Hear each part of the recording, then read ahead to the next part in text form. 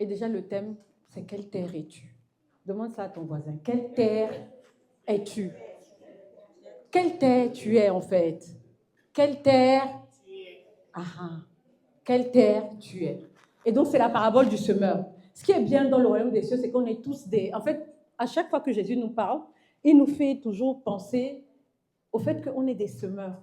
Donc, il utilise beaucoup l'agriculture, la terre, parce que la terre produit. Donc, Dieu est vraiment conscient que nous devons produire quelque chose. Et donc, la terre, c'est quelque chose qui produit. Donc, à chaque fois, il y a beaucoup de paraboles dans la Bible qui vont te faire penser au fait qu'on est des semeurs, on sème, donc on travaille, il y a la terre, ok? Donc, la Bible dit, ce même jour, Jésus sortit de la maison et s'assit au bord de la mer. Une grande foule s'étant assemblée auprès de lui, il monta dans une barque et il s'assit et toute la foule se tenait sur le rivage. Donc, déjà, quand je lis ce verset, tu vois déjà qu'il y a une action, en fait, qui est faite par Jésus, c'est-à-dire de sortir de chez lui. Et le fait qu'il a posé ce pas, qu'est-ce que la Bible dit? Une grande, c'est-à-dire que j'aime de la Bible, c'est précis, il ne te dit pas une foule, il dit une grande foule. Il a posé le pas et la foule est venue s'assembler auprès de lui. Et après, j'ai dit, mais Seigneur, mais pourquoi tu dis maintenant qu'il est monté dans la barque et il s'est assis? Parce que la foule vient, il n'a pas voulu rester dans la foule. Il y a eu quand même cette distance qu'il a mis. Donc le Seigneur m'expliquait qu'en fait, quand tu enseignes, c'est important de créer une distance pour que les gens reçoivent. C'est pour ça que c'est important la façon dont on reçoit en fait un message. Si tu reçois, tu ne peux pas recevoir d'un collègue. Si par exemple tu es très proche de quelqu'un et que cette personne se met, tu ne pourras pas recevoir si tu te mets comme un collègue. Ça ne va pas. Mais c'est pour ça que c'est ce que le Seigneur me disait. Ce n'est pas Kester Jackson qui dit. Il est parti dans la barque. Hein. Il aurait pu rester dans la foule. Parce que j'ai demandé au Seigneur, mais pourquoi il n'enseigne pas dans la foule en fait? Mais parce qu'en fait, il y a une distance en fait qui se crée. Mais pourquoi? Pour que les gens puissent recevoir.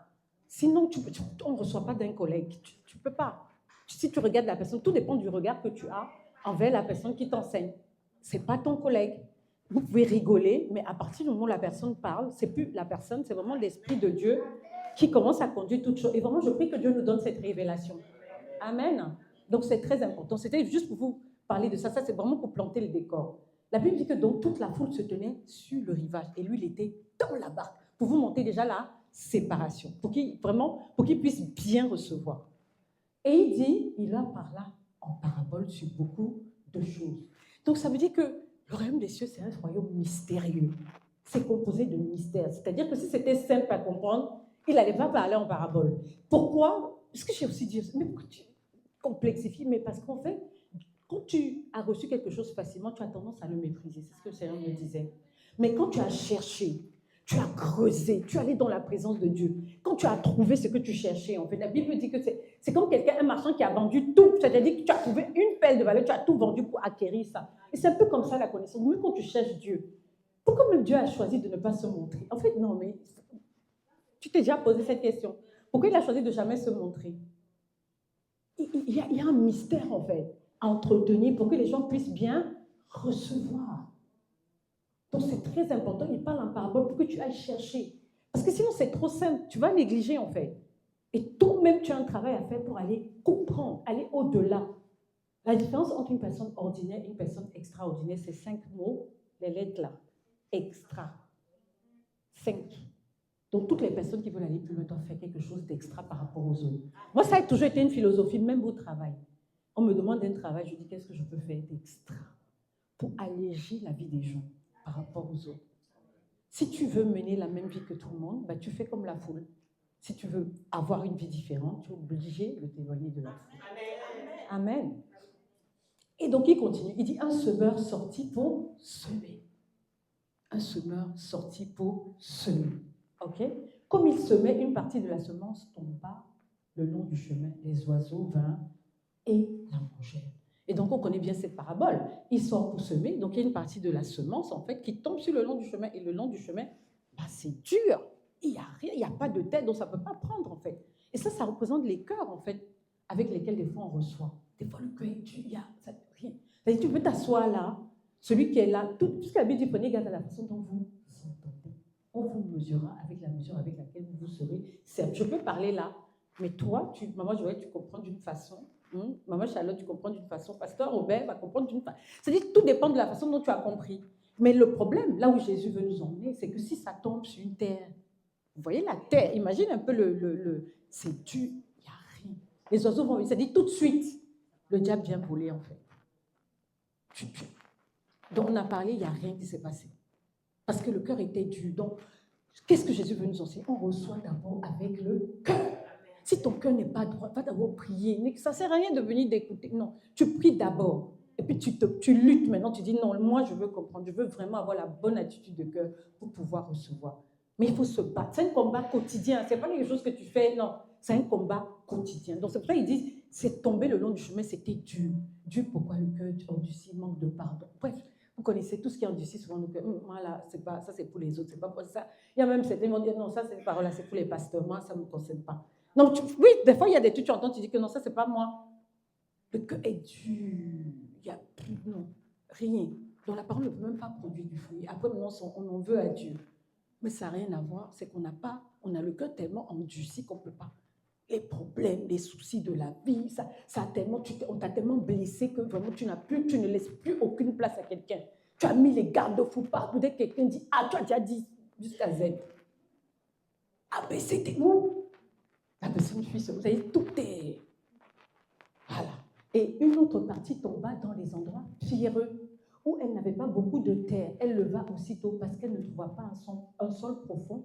Mais quand le soleil parut, elle fut brûlée et sécha, faute de racines. Vous avez vu ça? Donc, c'est-à-dire, la parole arrive, elle tombe dans un endroit pierreux. Il y a quand même la terre. Mais comme il y a des pierres, en fait, qu'est-ce qui se passe? C'est qu'il n'y a pas beaucoup de terre. Donc, elle se lève aussitôt. Et après, comme elle ne trouve pas un sol profond dans les racines, la profondeur, le soleil vient, elle brûle, elle sèche, faute de racines. Donc, qu'est-ce qui se passe? Des fois, tu arrives, tu reçois la parole, tu es content, tu es dans une atmosphère, tu es content. Et puis, dès que tu arrives chez toi, tous tes problèmes. C'est-à-dire, comme il n'y a plus de profondeur, c'est fini, tu as tout oublié, en fait. C'est de ça qu'il parle, en fait. Hein. Tu as tout. Je dis, toi, tu étais dans une atmosphère, non, la présence de Dieu, non. Premier problème qui arrive, bah, terminé. Il n'y a plus de racines, en fait. Là, tu as envie de tout abandonner. Non, mais Dieu m'a lâché. Non, c'est quelle histoire? Je ne comprends pas. Dans le soleil, c'est vraiment le feu, en fait. C'est-à-dire les épreuves de la vie qui arrivent, qu'il faut que derrière, tu es là. C'est fini tout ce que tu as dit. La Bible dit quoi? Que ça tout est brûlé, c'est chez faute de racines. Et la Bible explique même le problème. C'est la profondeur, en fait. Parce qu'il n'y a pas de profondeur. Donc, on doit tout faire. On ne peut pas être juste des chrétiens qui venons là, juste non. Et cette profondeur-là, c'est un travail que toi-même, tu dois investir sur toi-même pour pouvoir le faire. Toi-même, en fait.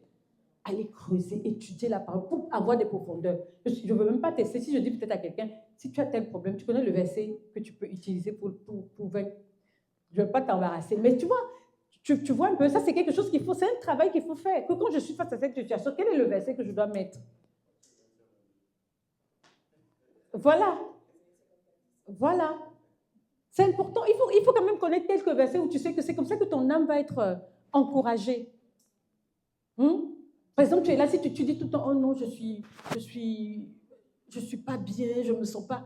Non, que le faible dise, je suis fort. Que le pauvre dise, je suis riche. C'est tout. Tout concourt pour le bien. Moi, alors ça, c'était ma phrase il y a une saison. Tout concourt. Allez, allez, alléluia. Tout concourt pour mon bien. C'est tout. Et tu chantes. Pour mon bien. Tu vois, tu chantes. Tu connais le verset. Donc, c'est un travail que tu dois faire, en fait. On continue, parce qu'on n'a plus beaucoup de temps. Une autre partie tomba parmi les épines. Les épines montaient et l'étouffèrent. C'est-à-dire que la parole est là, elle est bien. Mais, c'est-à-dire la parole grandit à toi. Mais les soucis de la vie viennent, non, là.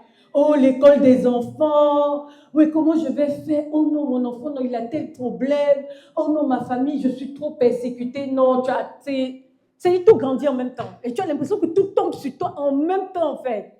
Tu attaque familiale là-bas, ton mari, peut-être s'il n'est pas converti, tes enfants, non, mais tu sais plus au travail, alors c'est grave. Donc la Bible dit que c'est les épines, en fait. C'est-à-dire tu es là dans une atmosphère, les épines montent en même temps, en fait. Ça grandit en même temps. Et du coup, qu'est-ce que ça fait? Ça étouffe tous les dévots que Dieu a mis en toi. Et l'autre partie tomba dans la... Non, ça, on va dire ensemble. Une autre partie tomba dans la bonne terre. Elle donna du fruit, un grain 100, un autre 60, un autre temps. Donc, quelle terre es-tu? Tu es quelle terre? Il faut que tu réfléchisses à ça. Hein. Moi, je suis la bonne terre. Même si tu n'es pas, tu dois déclarer que tu es la bonne terre. Et que tout ce que tu entends, là, ça doit produire du fruit. Oui, c'est important. Et la Bible dit que celui qui a des oreilles pour entendre. Je vous dis, j'ai peut-être passé, je ne sais pas, peut-être toute une nuit, je suis cette fois-ci, mais les oreilles, c'est fait pour faire quoi? Merci, Vanel. C'est fait pour entendre. Et puis tu entends, quand tu entends, tu ne fais pas d'effort. Mais pourquoi il dit celui qui a des oreilles pour entendre, entendre? C'est spirituel. C'est spirituel. Donc on a des oreilles spirituelles. Et on a les oreilles normales. Donc tu peux entendre, mais tu n'entends pas, tu ne comprends pas. Écouter là et entendre, c'est deux choses différentes. Donc tu entends, tu ne fais pas d'effort, mais écouter, c'est un effort supplémentaire. Et donc là, il parlait des oreilles spirituelles. Que celui qui a des oreilles pour entendre, entend. On entend du cœur d'abord, et après, maintenant, il y a les oreilles spirituelles. C'est très important. Et la Bible dit que les disciples s'approchaient et il lui dit, pourquoi leur parles-tu en parables? Voilà l'attitude. Et là, vous voyez, j'aime la Bible, non, c'est tellement beau. Il commence par vous dire qu'il y avait une grande foule. Et maintenant, parce que vous savez, quand vous parlez, il y a toutes sortes de personnes. Il y a des fans, il y a des gens qui sont là juste pour voir que le truc se gâte, pour vous dire, ah, on vous avait dit. Non, il y a tout, hein. Non, il faut être conscient de ça, en fait. Tous ceux qui vous suivent là, ah, il y en a qui sont juste, ouh, dès que tu as un problème, ils courent tous. Mais dès qu'il y a une bonne chose, ils n'arrivent pas à se réjouir, tu ne les vois pas. Tu dis, mais quand tu as un problème, vous êtes tous là, mais quand il y a un truc bien, personne n'est là. Parce que se réjouir pour quelqu'un, c'est plus difficile que de venir pleurer avec la personne. Donc, il y a toutes sortes de personnes autour de vous. Donc, vous devez avoir le discernement pour reconnaître. Et c'est pour ça que, regardez maintenant ce que la Bible va dire. Les disciples s'approchaient. Donc, la Bible maintenant montre comment on sépare la foule, en fait. Donc, il y avait la foule, et puis maintenant, les vrais disciples sont venus s'approcher pour dire pourquoi le pas. Donc, c'est comme ça qu'on creuse. Est-ce que tu avais moi ce matin? Tu creuses comme ça, en fait. C'est-à-dire que tout le monde a écouté. Est-ce que c'est tout le monde qui est venu lui demander que pourquoi tu parles en parabole? Puisque les autres seraient venus dire que mais viens expliquer en parabole. Ils ont écouté juste. Mais les disciples se sont approchés et ils ont demandé pourquoi. Donc des fois j'entends certaines personnes, non, il ne faut pas demander pourquoi à Dieu, tu dois demander pourquoi. Tout dépend de l'attitude de cœur. C'est pour ça que quand Marie a dit pourquoi, il a répondu à Marie. Mais quand Zacharie a dit pourquoi, il a fermé la bouche de Zacharie. C'est le cœur. Il n'y a aucun problème à demander pourquoi à Dieu. Les disciples demandent pourquoi, ils veulent comprendre.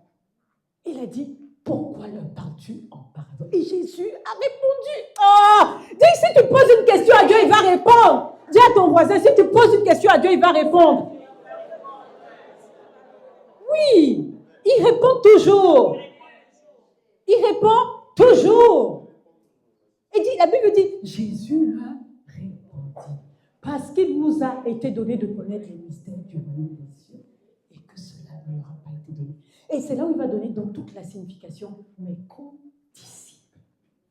Vous vous rendez compte, il a donné toute la signification aux disciples, pas à ceux qui étaient dans la foule. C'est les disciples qui sont partis, qui ont compris en fait véritablement ce que voulait dire la parabole. Il dit que les mystères de Dieu, il y a un moment, ce que Dieu veut nous enseigner par là, c'est que quand tu cherches Dieu, un moment, il va te faire comprendre ces mystères. Et c'est comme ça qu'on reconnaît un fan d'un disciple. Dis à ton voisin, je ne suis pas un fan. Je suis disciple de Jésus. Je ne suis pas un fan. Je suis un disciple de Jésus. Et disciple, c'est un suiveur discipliné. Un suiveur discipliné. Un suiveur discipliné. La discipline. Comment tu suis le Seigneur? Tu vas dire, je suis un disciple, on a déclaré, c'est bien, mais comment tu vas mettre ça en pratique maintenant? Qu'est-ce que tu fais chaque jour pour montrer que tu es un suiveur discipliné, que tu n'es pas un fan? C'est pour ça que je veux que tu te rappelles tout le temps de ce qu'on vient de lire là, que moi, je ne suis pas un fan. Et dis-toi que si tu fais la plupart des choses que les gens font, tu vas vivre la plupart par la vie que la plupart des personnes ont. Si tu veux voir ce que tu n'as jamais vu, comme dit notre Père, tu fais ce que tu n'as jamais. Si tu veux voir ce que tu n'as jamais vu, il faut faire ce que tu n'as jamais fait. C'est comme ça que tu vas te distinguer de la foule. Et tu vas passer d'une personne ordinaire à une personne... Dis, je suis extraordinaire. Amen. Amen. Et après, il dit, car donnera à celui qui a. Et il sera. Mais à celui qui n'a pas, on ôte. Ce n'est pas mon partage. On donne à celui qui a. On donne. Après, vous avez dit que la vie est injuste. Pourquoi ceux qui ont toujours et puis ceux qui n'ont pas, n'ont pas? Ça veut dire que celui qui n'a pas. Donc tu dois te dire, je vais avoir, je dois me battre pour avoir. Oui. On donne à celui qui a. Et celui qui n'a pas, on enlève même le peu qu'il avait. On ôte. On ôte. Non, ce n'est pas mon partage au nom de Jésus. On continue, on va faire vite parce que du coup, je n'ai plus beaucoup de temps. Et il dit, c'est pourquoi je leur parle en parabole. Parce qu'en voyant, ils ne voient point. Et là, il a introduit encore quelque chose, c'est-à-dire que non seulement on a les oreilles spirituelles, mais on a aussi les yeux spirituels. Donc tes yeux peuvent voir, mais tout dépend. Quand tu regardes par exemple la personne qui est là en face, qu'est-ce que tu vois? Quand tu regardes, la personne, ton voisin, qu'est-ce que tu vois? Qu'est-ce que tu vois? Donc on voit avec les yeux spirituels. C'est pour ça qu'il dit qu'en voyant, ils ne voient point, et en entendant, ils n'entendent point, ni ne comprennent. Et il ajoute encore quelque chose, la compréhension. Vous vous rendez compte? Donc tu peux être là, tu entends un message, ça te fait du bien, mais tu n'as rien compris en fait. Parce que tu n'es pas allé creuser. Et pour eux, s'accomplit cette prophétie d'Ésaïe, vous entendrez de vos oreilles et vous ne comprendrez point. Vous regarderez de vos yeux et vous. Ce n'est pas mon partage. Dis, ce n'est pas mon partage au nom de Jésus. Ce n'est pas mon partage au nom de Jésus. Il dit, et il explique pourquoi. Il dit, vous regardez de vos yeux, vous n'entendez, vous ne voyez point, et vous entendez de vos yeux, vous n'entendez point. Et il explique pourquoi. On lit ensemble. Ce peuple est devenu insensible. Ils ont endurci leurs oreilles et fermé leurs yeux, de peur qu'ils ne voient de leurs yeux et qu'ils n'entendent de leurs oreilles, qu'ils ne comprennent de leur cœur, qu'ils ne se convertissent. Vous vous rendez compte? Vous vous rendez compte? Donc ça commence d'abord par l'insensibilité. Ça arrive dans une présence comme ça, il n'y a rien, tu sens rien. Ce n'est pas que l'homme de Dieu n'a pas l'onction. Hein. Non, là, tu dois partir, tu dois... Non, mais il y a des gens comme ça, ils disent, moi je sens rien, moi je ne comprends pas. C'est l'insensibilité. Quand c'est comme ça, c'est des signes. Quand tu arrives déjà dans la présence de Dieu, que tu ne sens plus rien, arrête-toi. Prends un jeûne très sérieux. La présence de Dieu ne laisse pas insensible. Sinon, c'est l'endurcissement du cœur. Il dit, tu endurcis tes oreilles, fermez tes yeux. Ce n'est pas notre partage au nom de Jésus. Mais il dit quoi? Heureux sont vos yeux parce qu'ils voient et vos oreilles parce qu'elles entendent. Vanel, allons-y vite. Je vous dis en vérité, beaucoup de prophètes et de justes ont désiré voir ce que vous voyez, mais ils n'ont pas vu. Entendre ce que vous entendez et ils n'ont pas. Vous vous rendez compte? Les mystères qu'on est en train de nous enseigner. Il y a des prophètes qui ont voulu. C'est pour ça qu'on doit chérir la connaissance. Chérir la connaissance. Et il dit que donc vous écoutez ce que signifie la parabole du Seigneur. Lorsqu'un homme écoute la parole du royaume, et il ne la comprend pas. Et quoi? Ne la comprend pas. Donc la compréhension est la clé majeure. Si tu n'as pas compris, tu ne dois pas fermer ta bouche si tu n'as pas compris. Tu dois venir poser des questions. Je n'ai pas compris ça. Il n'y a pas de questions bêtes en fait. Je n'ai pas compris ça. Pourquoi? On va chercher ensemble. Peut-être moi-même, ça va me donner des sujets d'études encore. Et il ne comprend pas.